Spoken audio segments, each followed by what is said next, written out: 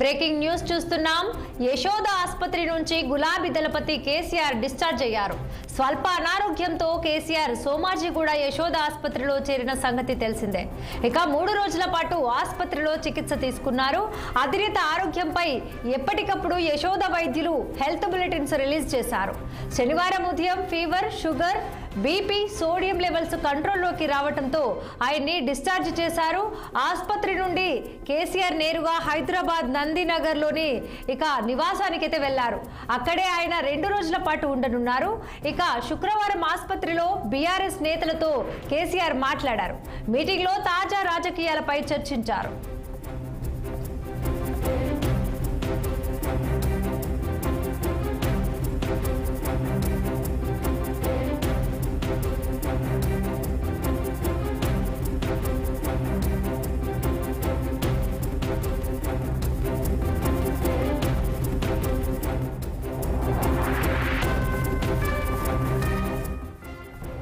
యశోద ఆసుపత్రి నుంచి గులాబీ దళపతి కేసీఆర్ డిశ్చార్జ్ అయ్యారు.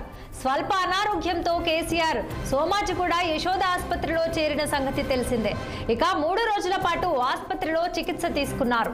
అధినేత ఆరోగ్యంపై ఎప్పటికప్పుడు యశోద వైద్యులు హెల్త్ బులెటిన్స్ రిలీజ్ చేశారు. శనివారం ఉదయం fever, sugar, BP, sodium levels కంట్రోల్లోకి రావడంతో ఆయన్ని డిశ్చార్జ్ చేశారు. ఆసుపత్రి నుంచి కేసీఆర్ నేరుగా హైదరాబాద్ నందినగర్లోని నివాసానికి వెళ్లారు. అక్కడే ఆయన 2 రోజుల పాటు ఉండనున్నారు.